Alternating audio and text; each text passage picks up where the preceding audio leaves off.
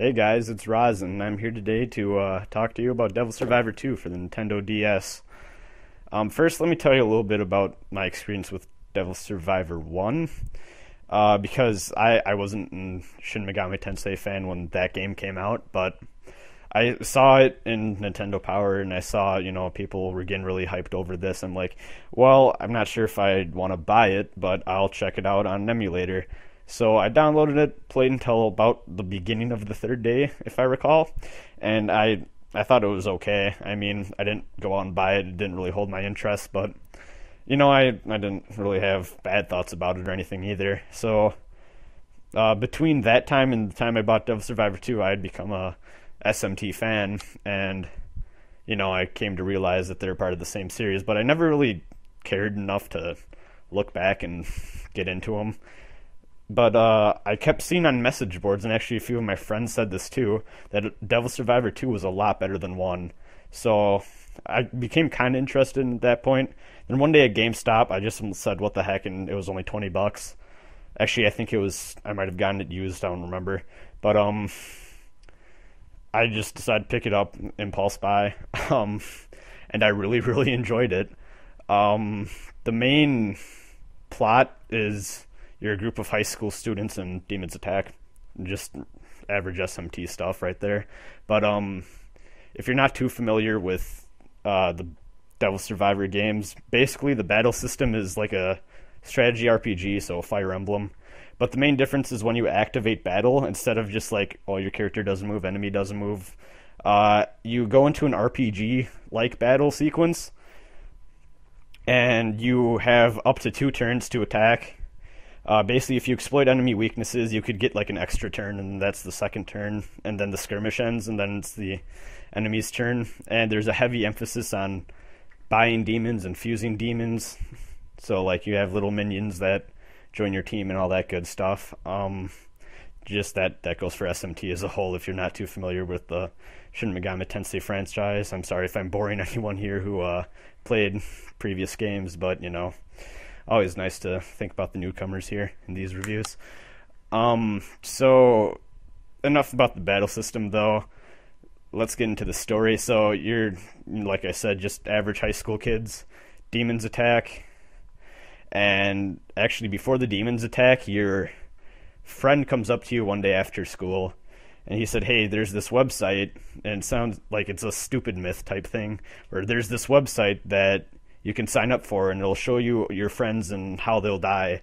So, it's an RPG, so all myths are true, right? So you sign up for it, and sure enough, you see your friend, and some other girl from your school dying in a train wreck. So you're like, oh, it's just fake. But sure enough, the train almost kills you when you go to the train station that day. Then you kind of pop out of the tunnel, and sure enough, demons are everywhere. So eventually, the characters wander around for most of the first day, just, coming to grips with what's going down. They get picked up by an organization called GIPS, which is this weird supernatural government organization of people that can control demons and whatnot. And they're like, well, hey, you guys are pretty good at, killing demons, so why don't you join us? It's probably safer for you guys that way, too.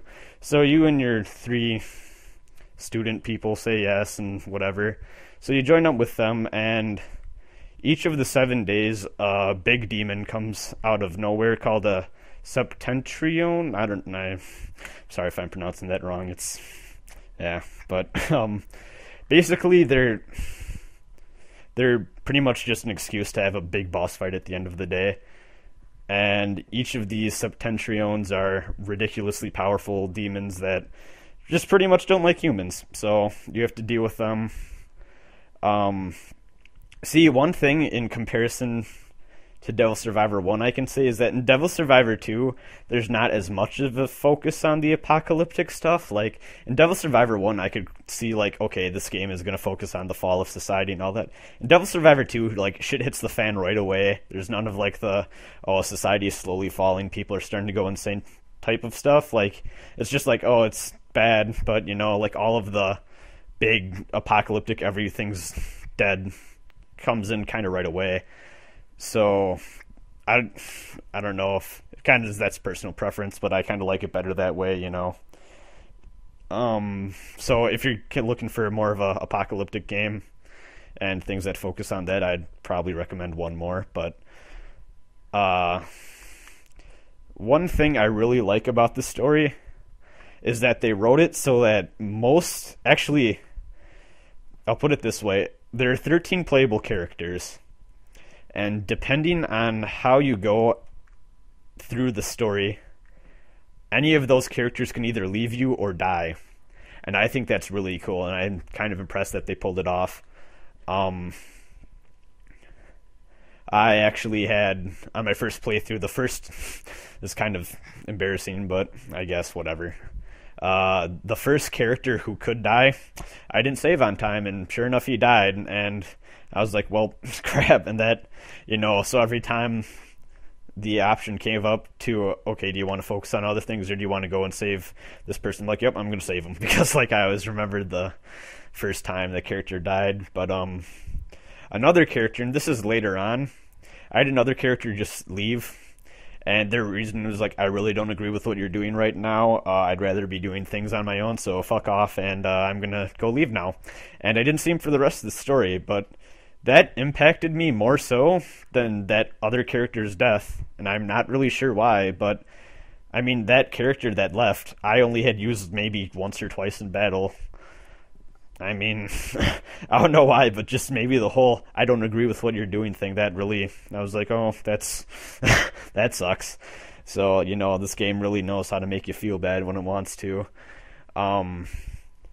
Speaking of characters, there's actually a system called Fate, and it's pretty much, if you've played Persona, it's like a social link thing, but instead of maxing out at 10 events, it maxes out at 5. And what I actually really like about the Fate system is that every single time you level up Fate with another character, a good bonus happens. Like, I think the first thing happens is the character will become, resistant to an element, or certain demons will become available for fusion that weren't available before. You can do things with them in battle that you normally couldn't, like sending demons over to them to help them in a pinch. Good stuff like that, and I honestly like that a lot better than the Persona system. One of the issues I do have with the story of this game, though, is that if you've watched Neon Genesis Evangelion, and if you've played Shin Megami Tensei Nocturne, like, nothing in this story is new to you. It's really depressing to say, but the whole Septentriones as a whole are pretty much just a rip-off of aliens from Evangelion. Or angels, sorry, fuck. Yeah, I'm screwing up here. But yeah, they're pretty much just the angels from Evangelion. Like, their designs aren't necessarily the same, but you can see they're inspired. Just the whole creepy Cthulhu-looking things coming out of the sky randomly, Actually, it's based off of Evangelion to the point where there is a character that comes in halfway who looks like Kaoru from Evangelion, and I'm like, oh shit, he's gonna betray me. And sure enough, it happened. Like, I mean, I'm usually not one to call out things like, oh, this is cliche and all that, but you can really see that they're being derivative of Evangelion here. And honestly, Nocturne 2, I mean, I know it's the same genre, or not even genre series, but it was, I don't know, like, just half, or not even halfway through, more like 3/4 of the way through, there's a character that explains how the endings work, or like, when the game starts to branch off into, you get more choices as to what you want to do to restore the world. It's almost exactly the same explanation they gave in Nocturne, except the thing that changes the world has a different name. Like, I was kind of like, oh, I wasn't really impressed with that, but like, you could tell they're like, oh wow, this is something never heard before. And it's like, not really.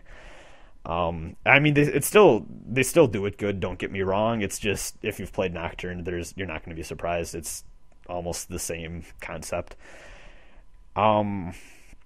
But as much as I do think it's kind of derivative... Oh, actually, before I get into that, another thing. All of the character designs, or at least most of the main character designs, are lifted directly from Persona. It's kind of depressing. Like, the female lead, I guess, of this game is exactly like Chie. She looks exactly like Chie, like same haircut, same, well, not personality, but it's pretty much. I don't know how I feel about that. There's another character that's pretty much Yosuke. It's I think they could have been a little bit more original with that. And honestly, I would write it off as just, coincidence, but it's not coincidence like it happens too frequently. The main character, though, this is what I was going to get into before. The main character, though, is really funny. And in every RPG, like, you have the whole standard yes/no choices. In the story events in this, your main character, there's always like an option for him to be kind of like almost like an internet troll, honestly. Like, there's one part where you're just walking with your friends and this girl's like, oh, I'm getting kind of tired, and one of the dialogue options is, seriously, do you want a piggyback ride? Like, just the main character is just funny like that, and a lot of his options are just for comedy value and all that good stuff, and I really appreciated that. But besides that, I should probably get into the whole choice thing.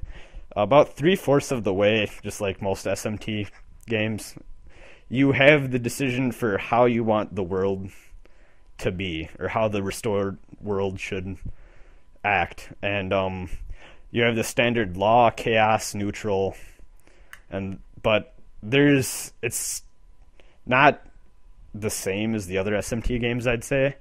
There's honestly a big difference. Chaos this time around isn't just the whole, every man for himself, or the stronger groups will survive and the weaker just die out. It's more of a meritocracy, and by that, the people that contribute more to society are who society focuses on and says we need to keep these people in good condition, and the people that are lazy or are seen as weaker and don't contribute to society are just gonna, left to rot. And I mean, as bad as that sounds, like, it kind of, they entice you with it, because he's like, well, let's be serious here. Isn't it going to be better for everyone if the people that are actually helping out are, left alive? But it's one of those things at face value, it's like, yeah, that makes sense. But when you start thinking about it, it's like, that doesn't work at all. Law is pretty much the same. But one thing I will say is the characters that represent these two factions really are hypocrites, because the Chaos leader is a government official who is using orderly methods to get to a chaos scenario, and then the character that is in charge of the law faction is someone who is a rioter and causes riots and is anti-government and all that stuff, but he's the one who wants total order in the world. So I'm pretty sure that was on purpose, and I thought that was really sweet how they have the hypocrisy going on. But yeah, so this game has multiple endings too, and I mean, it's average SMT. The only one thing I don't like about the multiple endings, though, is that I don't really like to use this word, but there's a best ending. Like, in other SMT games, there's usually endings that are like better than other endings, but usually it leaves it open to, this ending could completely suck if you change around a few things, or if you think about the future a little bit, or you put into effect that this could be undone, all that other stuff. In Devil Survivor 2, there is one ending where if you know about it, there's no reason not to go for that ending. Like, it's obviously the superior ending, makes everyone happy, and I didn't like that. I like the more ambiguous stuff that can go on when you have to select endings in games and whatnot, but they're still there for the new game plus value and all that good stuff. What else? The music is very good. I actually want to get around to downloading the soundtrack for this game. Not so much like just the themes where people are just talking and whatnot, but the battle themes are really great. The whole, we're just having a good conversation themes aren't really They're really bad. Even, well, I won't say they're bad. They're just, there's nothing good about them. Like I will say, like Persona's soundtrack, there is a few like of the just downtime themes that I wouldn't mind listening to once and again. But in this, not really. But yes, like I said, the battle music is really good. I will warn you, the last 2 days in this game, gameplay wise, the difficulty spikes. Honestly, there are a few boss fights I just had to break the game almost to like beat. Like, you pretty much need to have teams that you make developed solely around one fight, and then the next fight you need to just change your whole team around again just so you can beat that boss. And it's kind of tedious, but I mean, I think they could have pulled it off better, just with the whole, you can keep your powerful demons you make for one boss and carry them over to the next, and it'll still get you somewhere. But honestly, I will say this, the final boss basically is luck, because he just spams the most bullshit attacks, and he has 3 forms and you can't heal in between them, and the only reason I won was because of luck, honestly. But I'm not sure if that's just me being sucky at the game or if it's a fault of its own. I haven't heard too many other people complain about it, so it's probably just me being sucky. So, the one reason I'd say maybe wait on this game is Atlas has said, oh, we have a Devil Survivor 2 game project in the making. So most people are thinking this is going to be an overclocked version for the Nintendo 3DS. And honestly, I'd say maybe wait for some more news on that before rushing out and buying this. But it's only $20, and honestly, if they do make an overclocked version, I have no idea what they're going to add, because Devil Survivor 1, it sounds like the endings were open-ended enough to actually have room for an epilogue or, extra content that takes place post-game. This, not so much. Like, everything's either dead or, like, everything's wrapped up, I guess, by the time each of the endings take place. Like, there's no room for extra stuff, in my opinion. As of right now, though, I will say this is my favorite strategy RPG. So, yeah, I mean, if you're really big fan of strategy RPGs, play this. If you like Shin Megami Tensei, definitely play this. I mean, if you're a fan of RPG games in general, but you don't like strategy RPGs, I mean, I'm not the biggest strategy RPG guy myself. I'd still try this out, give it a shot. So, yeah, that's all I have to say. Thanks for listening, guys.